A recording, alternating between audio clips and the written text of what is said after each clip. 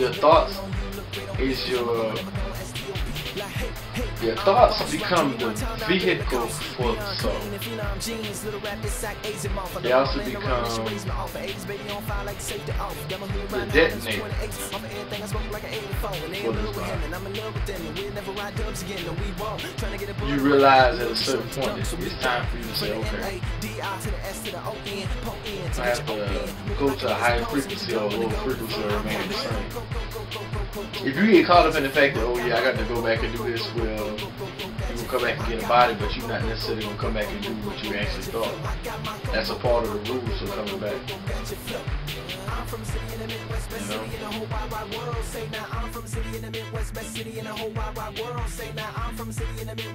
You know? Just imagine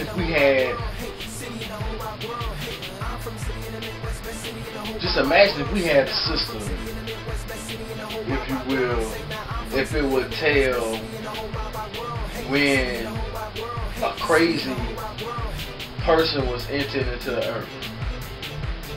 Imagine if you will, if we had a system in place where we would know where there would be a Jeffrey Dahmer born down to the minute. Where we would know if there was going to be Norman Bates, you know, or the Unabomber, any one of those serial killers, rapists, mass murderers, you know, child molesters, pedophiles, all of them inside the world. Just imagine if we created a mechanism where we knew when they were born. Would you kill them? Would you take the power in your hand and say, alright, I'm going to take this evil essence and this energy off the face of the earth? I would step up and say, I don't want this even being born into what I call my three-dimensional reality at this frequency, at this time. I don't want this. So, with that being said, let's just say the people that created the Mayan calendar, the Incas and the Mayans, were really the Olmec calendar, but the Mayan calendar is the common term. These people created a mechanism where they could find out who was coming into the earth at what time, and what type of entity there was going to be, what type of presence they was bringing along with them. That's why they created sacrifice. When you see them sacrificing people, all of this came to me through a vision. Okay? So I know it to be true. The ancestors whispered this in my ear. I was asking myself, why do they do all this sacrificial stuff? Why do they kill all these thousands of people, you know? They found mass graves or whatever. They don't know which one is the serial killer. So they'll just kill everybody born on that particular day. Or they'll kill everybody born at that specific time. You know, and how I look at it is, when they say people used to go out and they used to kill other people from other kingdoms, like during the time of the Toltecs and all that type of stuff, right? And the Incans and the Aztecs, they would go out and find the people from other kingdoms and kill them. The best way I can explain that is they would go out and find people that were born on that day. Because what struck me was a mother's love for their child. So a mother knowing she just got word that they're going to kill her baby because her baby's born on a certain day. And that's a part of their belief, their religion, the religious structure within that, you know, geographical location. And she know they're going to uphold that aspect of it. So she know for 100% sure that they're going to kill her child. What would happen from that standpoint is they will go out, look for the child, and find out how many children were born on that day, and go and execute the child. Ritualistic style. From that standpoint, we look at it as if a lot of the so-called truth that is being bestowed upon you via European history of the Aztecs, Incas, and Mayans is this, from this standpoint, that they pray to many gods, and that the human's death was a human artificial sacrifice of the gods through ignorance. If you sacrifice so and so how many virgins or whatnot, then they praying for the hurricane not to come or a flood not to take place. That's the history, and from the perspective that they give us, what we know to be true is this Incan and Mayan history. That is not the actual realistic standpoint of that history at all.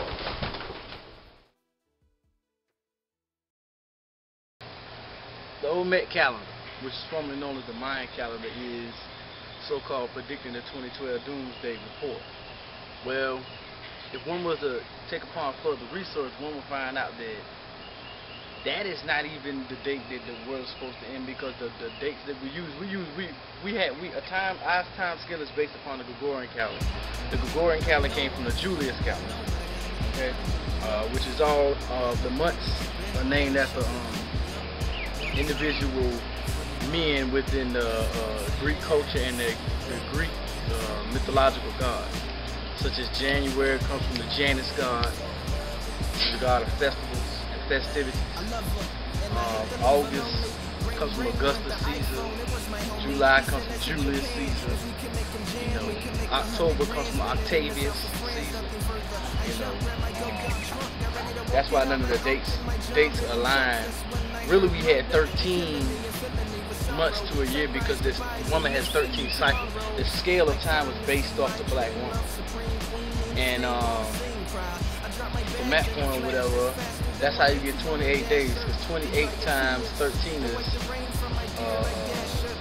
354, if I'm not mistaken. And that's how many days it literally is in a year. So you can take a 354, add a day to that each year, and that's how they get the leap year thing. So it's really supposed to be 13 months within a year, and this is the way the Olmecs did it. This is the way the ancient Kemetic ancestors did it, and this is the way all our ancient ancestors focused time. All the way back from 100,000 years ago with the Ashango bone, and what predates that 50 more thousand years, 150,000 years ago, the way we charted time was based upon a woman's menstrual cycle.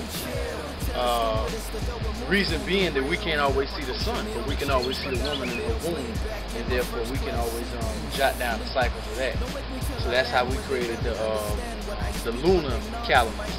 The first calendars were lunar calendars based off the cycles of the moon. And once we found the woman was connected through the moon, we started to create solar calendars also based off of her projections and her emanations of what is time. We only can perceive time based upon her and how her body, the anatomy of her adjusts to the environment around her, based upon her geographical location, or be what time really is. That's the metaphysics of time. The existence of time is masculine, but the existence of time is feminine. But the forcefulness and the jotting down and the rational mind it takes to decipher time is masculine. So within that aspect, we see the Mayans notice this masculine, feminine comprehension, and so did the ancient Egyptians and the ancient, with the ancient Kemetic ancestors did the same. And all throughout the Qing dynasty within Chinese culture, or what is considered to be Chinese, what we call the Mongoloid culture, this was the same type of terminology and technology that was used to decipher these codes. So the 2012 thing is nothing but a child of the fear factor. The fear factor of having people inside a doomsday case scenario with a lack of understanding of self to keep them in fear, lock them in fear.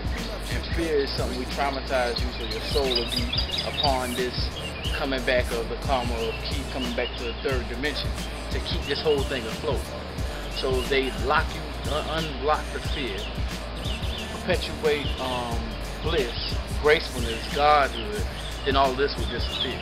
So they have to keep you in fear for this to keep going. When I say they, I really mean they, like as an entity or a group, an incubus and a succubus to suck off the rest of people that are existing inside of a parallel reality similar to yours.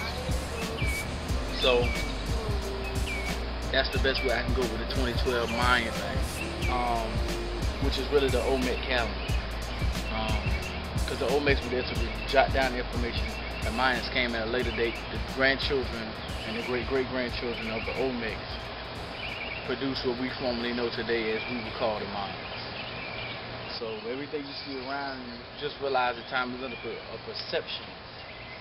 And the perception is based upon who's perceiving it. So the people of the Gregorian calendar, Pope Gregory, I think the 13th, because Pope Gregory the First was the one to come up with the Gregorian chant, that oh Lord, all that crap. So Pope Gregory the 13th is the one who they remodeled to fit the new form of time after, which has loops within it, which is not continuous. It has loops within it, which therefore the time is not actually the right time. It's based upon a central location, a 0 point, a 0 year, which we would call the existence of Christ. Even that is not as heavily documented as it so-called is. The existence of the actual entity is a farce. So we would say it's safe to say that time, as we know it, is a farce within itself. It's not even reality. Yeah. You know, that time, the central point they use in that time is the birth of Jesus Christ, as if he existed. It's very controversial whether he was born on the first day or the second day, or 1 AD, or 3 AD, or 5 AD, and some even say 10 AD. So therefore, the exact date is not known, therefore the exact 0 point is not known.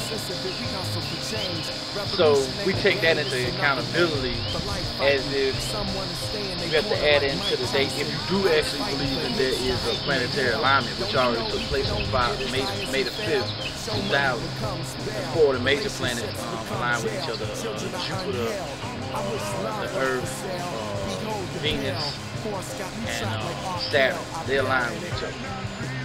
You know, there's supposed to be a great conglomerate of aligning of all the planets in 2012, which is also naysay. But that's what they say. They get all these doomsday case scenarios to keep you inside of a lockdown of fear. This current calendar we use is off. The one that we wish to use is one based upon something that we can identify and we respect as an ancient culture or a civilization.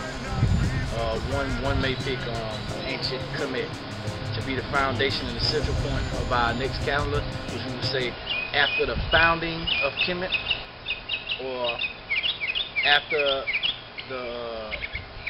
the structural era of Kemet, or before the founding of Kemet, of domesticated Kemet. We could say before the founding of Kush, because the dates we're dealing with, is very prehistoric. So that's the dates that we want to go by. We want to create some kind of central location based off of our space-time continuum and no one else's. So time is ours, and we can then project ourselves with the right focus and the right lens into the future. That would be best for someone. That'd be the first phase one for someone who's trying to predict or prophesize their own future, at the right calibrations to understand what their time is. Because they've been over here in South America and Mesoamerica for who God knows how long. You know, all of us that read the Ivan Van Sertima book, they came before Columbus. The next question should be, how long were they here before Columbus? You know?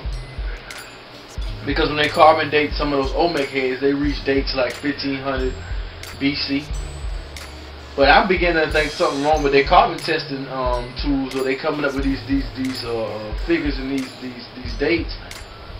They're not genuine, based upon the person is recovering and researching that date, they're tampering with the data. Because when you look at the Sphinx, for example, over there in Egypt, they're saying that the Sphinx is like 4,000 years old. You know, it was created. No, they saying the Sphinx is like 6,000 years old. It was like around the time of 485 BC. So when there's water erosion on the side of the Sphinx, some people give it a date from 90,000 years ago. Okay, these are people who jotted down what is a great year, which is when it takes 25,742 years to complete. In order for you to jot something down, is that, you know, you have to be able to go through one consciously.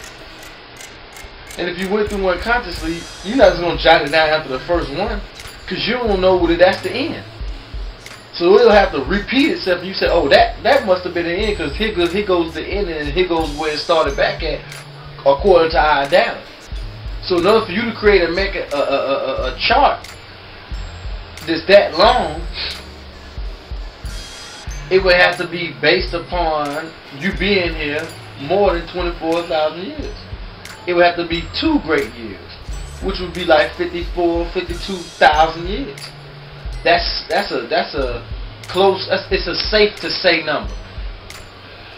When you start saying anything other than that, and you start backing up scientific data, then I have a problem with that, because these people recorded a great year. We know this. This is irrefutable facts.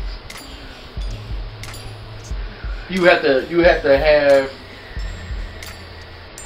You have to get out of the ideologically thought process of who's ever giving you this information, that these people's civilization only lasts for but so long. Now back to the Olmec and the Mayan, because that correlates with each other. The Olmec calendar, formerly known as also known as the Mayan calendar, is recording a great year also. The catacombs, which is 13 catacombs, go within this great year process. I say that to say this. The place that we know for this to be true within that structure is the knowledge of the European. It's how we even became aware of these people even existence and their civilization and their culture and their heritage. The people that's handing you this information are definitely tampering with this information. They're lying about the race, the ethnic race of these people, the nationality of these people, the height, the weight of these people, the origin of these people, and how long of a civilization have they been standing to these people. And the religious aspects is coming from people who don't think from a holistical point. They don't view things from a holistic approach, so therefore it's not going to be with a holistic thought of spirituality, because they're incomplete as a being, as a thing, as a essence. So therefore they can't give you a direct answer to what this thing is that we call this civilization of Olmec. The angels or demons or any ancestors would know that at a certain frequency you would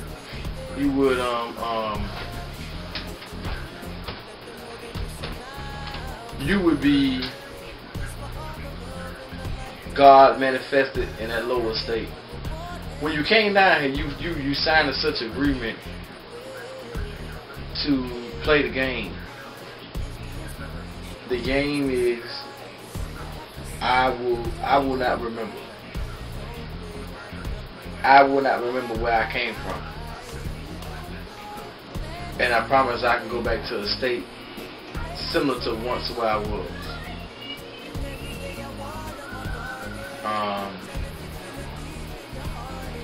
And I can rise with my own. I bet I can. So that is the game that we all sign up to play, whether consciously or unconsciously.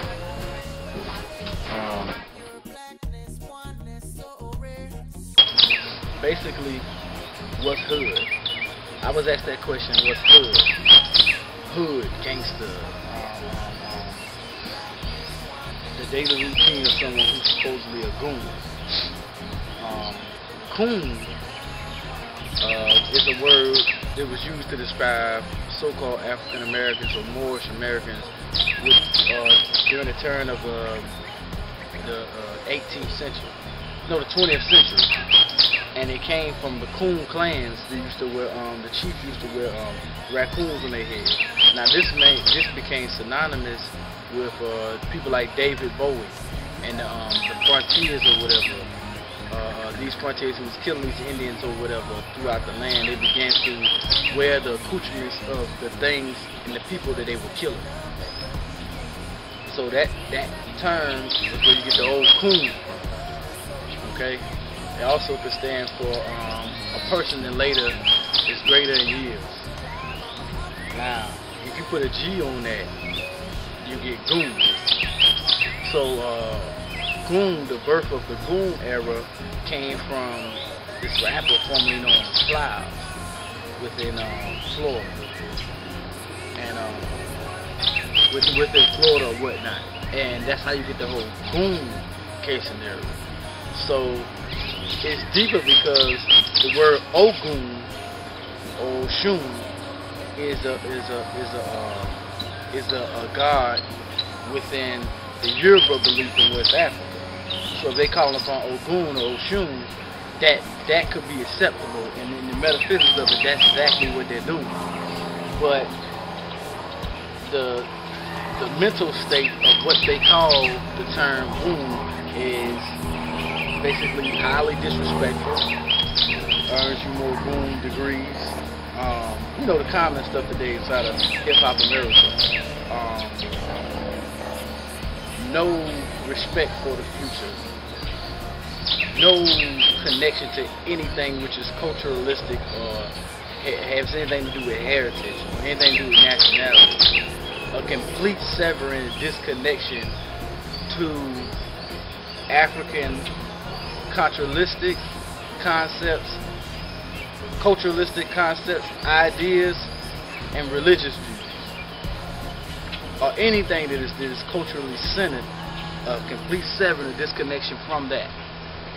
That is the current 2010 definition of what a real true goon is. Yeah, the way that they're using it and the way they rocking. You know, so we got to be real careful with these people we out here rocking with, man. Because these people is out here shooting up stuff and they zombie killers, man. Like Bobby said, they straight up and down zombie killers. They shooting up things, they popping pills, you know, they shooting up powder, whatever. It's everything. They doing all drugs known to man. So you got to have all this in your understanding that the age for these drugs and the exposure of these drugs is getting younger and younger and younger. That comes along with the speeding up the time. Like the Olmecs were talking about within the calendar and the different catacombs.